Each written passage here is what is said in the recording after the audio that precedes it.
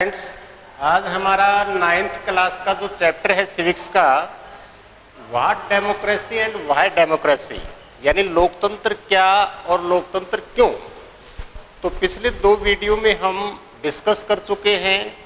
कि भी लोकतंत्र की जो एक परिभाषा, जो उसकी जो सरल परिभाषा है उसके बारे में, और फिर हमने देखा कि भी लोकतंत्र कहने भर देने भर से ही क्या लोकतंत्र होता है, उसके लिए एक स्वतंत्र निष्पक्ष चुनाव प्रणाली का भी होना जरूरी होता है, ताकि जो जनता की जो स्पष्ट अभिव्यक्ति है, यानी कि जो जिसमें लोकतंत्र में जनता अपने प्रतिनिधियों का चुनाव करती है, वो खुद डिसाइड करती है कि मेरे ऊपर शासन करने वाला व्यक्ति कैसा हो,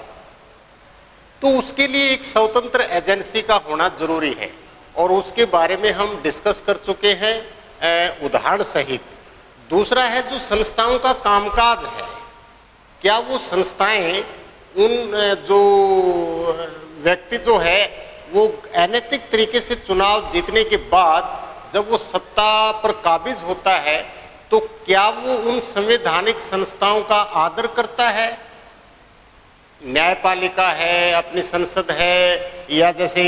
डिबेट्स है या उसमें, तो उसका हमने ये देखा कि भी कैसे परवेज मुशर्रफ ने पाकिस्तान में अपने आप को जो है वो राष्ट्रपति एक जनमत संग्रह के द्वारा अनैतिक हथकंडों को अपना करके और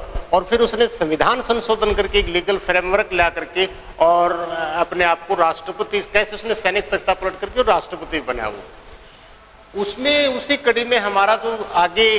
जो है वो है कि वयस्क मताधिकार, वयस्क मताधिकार, इसका मतलब क्या होता है वयस्क मताधिकार का, कि किसी भी व्यक्ति के साथ उसकी जाति, लिंग, भाषा, स्थान, क्षेत्र, मूल निवास, यदि उस आधार पर बिना किसी भेदभाव के वोटिंग राइट्स देना एक निश्चित आयु में, वो कहलाता है वयस्क मताधिकार। यानी कि सच्चे लोकतंत्र के लिए ये जरूरी है कि सभी व्यक्तियों की उस शासन कार्यों में भागीदारी होनी चाहिए, यानी कि उस सत्ता में उनकी भागीदारी होनी चाहिए, और उनकी भागीदारी तभी सुनिश्चित की जा सकती है, तभी एक सच्चे लोकतंत्र की स्थापना की जा सकती है जिसमें सभी व्यक्ति जो हैं वो इक्वल माने जाएं, यानी कि उनके वोट की जो वैल्यू है, उनका जो वेटेज है वो समान होना चाहिए। वो व्यक्ति किसी भी जाति का हो सकता है, किसी भी धर्म का हो सकता है, वो कोई भी भाषा बोलता हो, किस महिला है या पुरुष है, तो वो तभी हम, जैसे भारत देश आज़ाद हुआ और 26 जनवरी 1950 को इसका संविधान लागू हुआ, तब से यहाँ सार्वभौमिक वयस्क मताधिकार को अपनाया गया है। जिन देशों में यदि लिमिटेड वोटिंग राइट्स है, लिमिटेड वोटिंग राइट्स मतलब जैसे कि पढ़े लिखे को वोटिंग राइट्स देना, या संपत्ति धारक को वोटिंग राइट्स देना, या महिलाओं को वोटिंग राइट्स न देना, तो जहां लिमिटेड वोटिंग राइट्स होगी, तो इसका मतलब हम कह सकते हैं कि वहां लोकतंत्र का पूर्ण विस्तार नहीं है, या उसमें अभी विस्तार की ओर जरूरत है। जैसे देखो, यानी कि एक सच्चा लोकतंत्र हम तभी कायम कर सकते हैं कि वयस्क मताधिकार का होना वहां जरूरी है। जैसे पिछले वीडियो में हमने डिस्कस किया था कि एक स्वतंत्र और निष्पक्ष चुनाव एजेंसी का होना जरूरी है, और फिर वो सत्ता धारक जो व्यक्ति है वो अपनी संवैधानिक जो संस्थाएं हैं उनका आदर करे। जैसे आप देखते हो इंडिया के अंदर कई बार विरोधी पार्टी जो हैं वो आरोप लगाती हैं नरेंद्र मोदी या उसकी सरकार के ऊपर कि भी उन संवैधानिक संस्थाओं का आदर नहीं करता है, या अपनी जो मनमानी है, या जैसे कई बार आपने देखा हो ना सीए और एनआरसी के विरोध के अंदर ऐसे मुद्दे जो हैं वो खूब चर्चित हुए थे। तो इससे क्या वो उन संस्थाओं का आदर करता है? तो यहां हम देखते हैं कि उसके लिए वयस्क मताधिकार का होना बहुत जरूरी है। जैसे हम देखते हैं, जैसे उदाहरण के तौर पर हम देखते हैं कि जैसे सऊदी अरब है, सऊदी अरब के अंदर महिलाओं को वोटिंग राइट नहीं है। महिलाओं को जो है वो वोटिंग राइट नहीं है, यानी कि उनके पास मताधिकार का अधिकार नहीं है। अब जाकर के कुछ सुधार हुए हैं सऊदी अरब के अंदर, जैसे वहाँ लड़कियां जो हैं वो गाड़ी ड्राइव कर सकती हैं या एक स्टेडियम के अंदर वो खुले तौर पर सार्वजनिक स्थल के ऊपर उस मैच को देख सकती हैं। उसमें कुछ ढील दी गई है। तो हम देखते हैं कि महिलाओं को सऊदी अरब में वोटिंग राइट्स नहीं है, उनको कुछ अपने अधिकार नहीं है वोट डालने का। दूसरा, यदि हम देखते हैं कि एक देश है फिजी, जो फिजी देश है, इस फिजी देश के अंदर जो भारतीय मूल के जो नागरिक हैं, उन नागरिकों के वोटों की जो वेटेज है, उनके वोट की जो मूल्य है, वो फिजी के जो मूल नागरिक हैं उनकी वेटेज जो है वो भारतीय वोटिंग, जो भारतीय मूल के जो लोग हैं उनकी वोट वैल्यू जो है, या उनकी जो एक प्रकार से हम कह सकते हैं कि उनका जो वेटेज है वो फिजी देश के नागरिकों का भारतीय मूल के नागरिकों से ज्यादा है। तीसरा, यदि हम देखें तो एस्टोनिया एक ऐसा देश है, एस्टोनिया एक ऐसा देश है जहां मतलब जो सिटीजनशिप जो एक्ट है उसमें दूसरे देश के नागरिकों को नागरिकता देने के जो प्रावधान है वो काफी कठोर है। तो इस प्रकार हम देखते हैं कि लोकतंत्र के विस्तार के लिए ये जरूरी है कि बिना किसी भेदभाव के सभी व्यक्तियों को जो है एक समान आगे बढ़ने के अवसर दिए जाए, उनके पास वोटिंग राइट्स हो। दूसरा, यदि हमारा टॉपिक है इसमें, वो दूसरा ये टॉपिक ये है कि कानून का राज और संस्थाओं का आदर करना, यानी कि ये तो वैश्विक मताधिकार था। दूसरा है कानून का राज और जो संवैधानिक जो संस्थाएं हैं, जो संवैधानिक संस्थाएं हैं, उन संवैधानिक संस्थाओं का आदर करना, संवैधानिक संस्थाओं का आदर करना ये जरूरी है लोकतंत्र की मजबूती के लिए। यानी लोकतंत्र तभी मजबूत होगा जब कानून का राज होगा। उस कानून के राज में कोई भी व्यक्ति जो है उसके अंदर तेरे और मेरे की भावना नहीं होगी। कानून की नजर में सभी व्यक्ति समान होंगे। और जो हमारी संस्थाएं हैं, जैसे जुडिशरी है, न्यायपालिका है, जितने भी अपनी संवैधानिक संस्थाएं हैं, जैसे आपका हम ये कह सकते हैं कि जो इलेक्शन कमीशन ऑफ इंडिया है, यूनियन पब्लिक सर्विस कमीशन है, कैग है, या जैसे हम ये कह सकते हैं कि जैसे आपका जो भी संस्थाएं हैं, जैसे रो है, सीबीआई है, या और दूसरी जितनी भी संस्थाएं हैं, यदि वो स्वतंत्र और निष्पक्ष होंगी तभी जो है लोगों के साथ न्याय हो पाएगा। यदि वो संस्थाएं एक व्यक्ति के इशारे पर काम करती हैं या वो उन संस्थाएं वो स्वतंत्र और निष्पक्ष नहीं है, तो हम ये कह सकते हैं कि वहाँ मतलब सभी व्यक्तियों के साथ, जैसे कोई माइनॉरिटी ग्रुप के लोग हैं, अल्पसंख्यक समुदाय के लोग हैं, गरीब हैं, ऐसा है, तो उन लोगों के साथ न्याय नहीं हो पाएगा। वो तभी हो पाएगा जब उन संवैधानिक संस्थाओं का आदर करने की भावना होगी लोगों के अंदर। तो इसका एक अच्छा उदाहरण लेते हैं हम जिम्बाब्वे का। जिम्बाब्वे अफ्रीकी महाद्वीप का एक देश है और 1980 में जिम्बाब्वे को जो है वो आजादी मिली थी। यानी कि गोरे लोगों का जो प्रभुत्व था, गोरे लोगों का प्रभुत्व, यानी ब्रिटेन से इसने आजादी प्राप्त की 1980 में। और उस समय जो देश के स्वतंत्रता संग्राम में जो मुख्य भूमिका निभाई थी, जैसे हम इंडिया के अंदर देखते हैं कि महात्मा गांधी के नेतृत्व में 1947 में देश जो है वो आज़ाद हुआ। और महात्मा गांधी के जो सिद्धांत थे, अहिंसा का था, असहयोग का था, सविनय अवज्ञा का था, हड़ताल है, भूख हड़ताल है, धरना है, बहिष्कार है, हिजरत है, उन साधनों से महात्मा गांधी ने पूरे देश को जो है एक मूवमेंट के साथ जोड़ दिया था, एक आंदोलन के साथ जोड़ दिया था। और उन्हीं के नेतृत्व में देश जो है वो 1947 में आजाद हुआ। तो इसी प्रकार हम देखते हैं कि जिम्बाब्वे के अंदर जो रॉबर्ट रॉबर्ट मुगाबे जो है वो काफी मतलब लोकप्रिय नेता रहे। अब तो उनकी डेथ हो चुकी है, लेकिन वो जब तक जिंदा रहे वो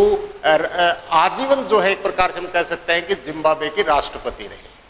तो वो काफी लोकप्रिय नेता थे जिम्बाब्वे के अंदर। लेकिन जब रॉबर्ट मुगाबे जो है सत्ता में आता है, तो सत्ता में आने के बाद वो अपने जो अपनी जो पॉलिटिकल पार्टी है, उस पॉलिटिकल पार्टी का नाम है जानु पीएफ पॉलिटिकल पार्टी है उसकी, जानु पीएफ। ये जानु पीएफ पॉलिटिकल पार्टी जो है वो अनैतिक हथकंडों का या सरकारी मशीनरी का दुरुपयोग करके और वो चुनाव जीतती रही। तो क्या किसी देश के अंदर जनादेश पाना और वो भी अनैतिक तरीके से और वहां चुनाव करवाना, तो ये हम ये कह सकते हैं कि वो एक स्वस्थ लोकतंत्र नहीं है, या उसके अंदर एक लोकतंत्र की स्वस्थ प्रतिस्पर्धा नहीं है। क्यों? क्योंकि देखो, एक स्वस्थ प्रतिस्पर्धा का होना बहुत जरूरी है लोकतंत्र के अंदर। हो सकता है मैं आपके विचारों से सहमत नहीं हूं, लेकिन मैं अपने विचार को अभिव्यक्त कर सकता। वहां हम देखते हैं कि रॉबर्ट मुगाबे ने ऐसे संवैधानिक जो संस्थाएं हैं, उन संवैधानिक संस्थाओं का अनादर किया उसने। जैसे उसने जितने भी, जैसे अपने मीडिया वगैरह है, न्यूज़पेपर पब्लिश होते हैं, मैगजीन्स हैं, रेडियो है, टेलीविजन है, उनके ऊपर उसने प्रतिबंध लगा दिया। यानी कि वो वही पब्लिश कर सकते हैं कि जिसमें सरकार की सहमति है। इसका मतलब जो सरकार की जो पॉलिसीज वगैरह है, यदि उनमें कोई फॉल्ट है, स्कैम है, तो वो पब्लिश नहीं हो सकती, जनता के सामने नहीं आ सकती। और उन आधार पर जनता अपने जो शासक हैं उनको क्रिटिसाइज भी नहीं कर सकती, वहां हड़ताल करने की अनुमति नहीं है। तो फिर हम देखते हैं कि जैसे अपनी संसद है, उस जो भी अपनी जो एग्जीक्यूटिव है, प्राइम मिनिस्टर है, उसकी मिनिस्टर ऑफ काउंसिल है, वो जो भी डिसीजन लेती है तो उस डिसीजन को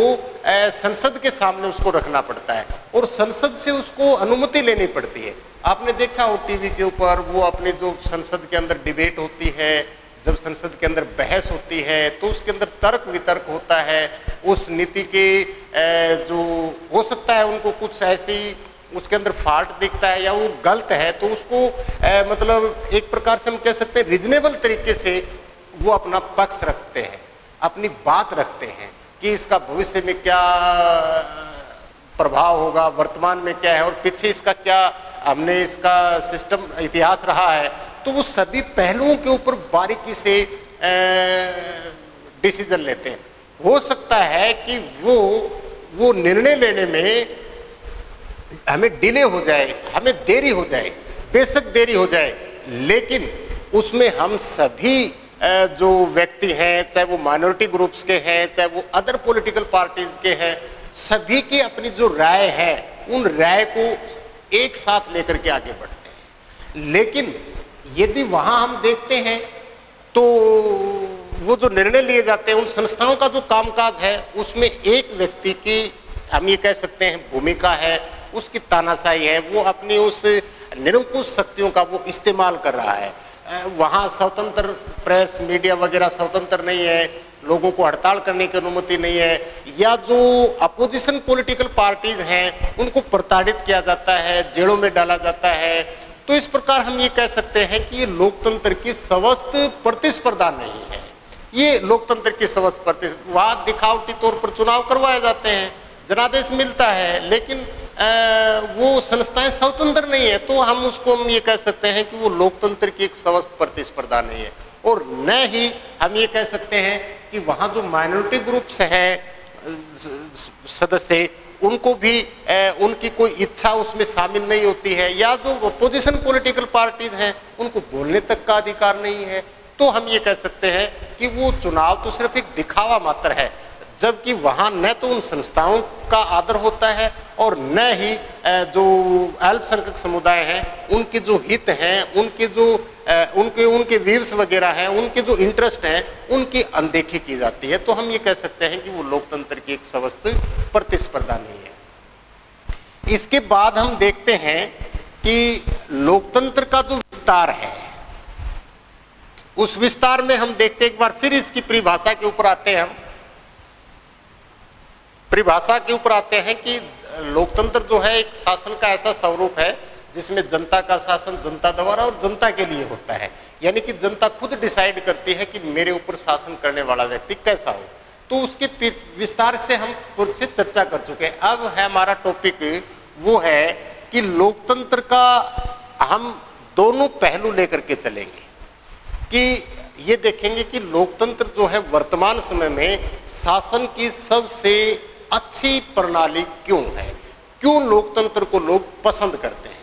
तो देखो, हर सिक्के के दो पहलू होते हैं, उसमें कुछ गुण होते हैं तो उसके अंदर कुछ खामियां भी होती हैं, उसकी अपनी कुछ कमजोरियां भी होती हैं, उसमें कुछ फॉल्ट भी होते हैं, उसके कुछ अवगुण भी होते हैं। तो हम ये देखते हैं दोनों तरफ से जो लोकतंत्र के जो गुण हैं, लोकतंत्र के जो गुण हैं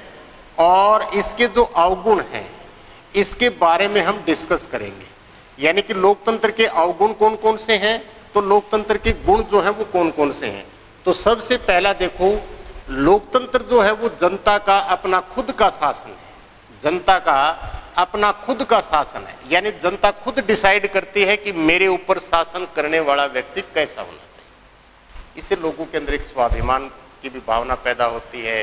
तो ये हम कह सकते हैं कि लोकतंत्र जनता का अपना खुद का शासन है, खुद डिसाइड करती है जनता। इसमें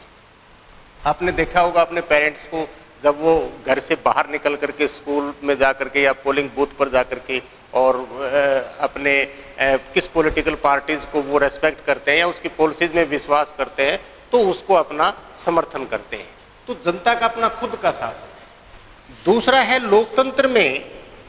व्यक्ति की जो गरिमा है, उसका जो सम्मान है, वो उसको बरकरार रखा गया है। उसकी गरिमा मतलब क्या है, जैसे कानून का शासन स्थापित किया गया है। तो कानून के शासन में क्या होता है, कोई व्यक्ति गरीब हो, अमीर हो, छोटा हो, बड़ा हो, गोरा हो, काला हो, महिला हो, पुरुष हो, तो इससे क्या है, व्यक्ति का जो वजन है उसका वेटेज जो है वो समान होता है, क्योंकि कानून की नजर में सभी व्यक्ति समान होते हैं, चाहे वो कोई भी है, वो कितना भी बड़े ओहदे वाला व्यक्ति क्यों ना हो या वो सामाजिक प्रतिष्ठित व्यक्ति क्यों ना हो और जो लाइन में सबसे पीछे खड़ा है वो व्यक्ति क्यों ना हो, तो कानून जो है वो इक्वल मानता है सभी को। तो इससे क्या होता है, लोगों की जो गरिमा है और उसका जो सम्मान है वो बरकरार रहता है लोकतंत्र में। इसी प्रकार जैसे व्यक्ति के अपने फंडामेंटल राइट्स हैं, कुछ राज्य जो है व्यक्तियों को सुविधाएं देता है, जैसे बोलने का अधिकार देता है, समुदाय बनाने का अधिकार देता है, विचार अभिव्यक्ति की स्वतंत्रता देता है, धर्म की स्वतंत्रता देता है, या वो मतलब अपने अस्त्र शस्त्र रहित वो सरकार की आलोचना कर सकता है, कोई वो अपना दल बना सकता है, चुनाव लड़ सकता है, वो अपने वोटिंग राइट्स का इस्तेमाल कर सकता है। तो ये बिना किसी भेदभाव के सभी व्यक्तियों को समान दिया गया है। तो इससे व्यक्ति की गरिमा, उसका सम्मान, जैसे मान लो कोई एक गरीब व्यक्ति है, उसके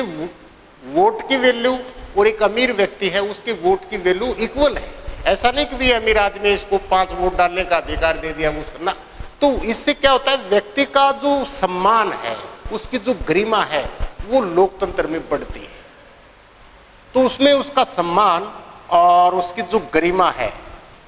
ठीक है, उसका आदर किया जाता है लोकतंत्र के अंदर, ठीक है।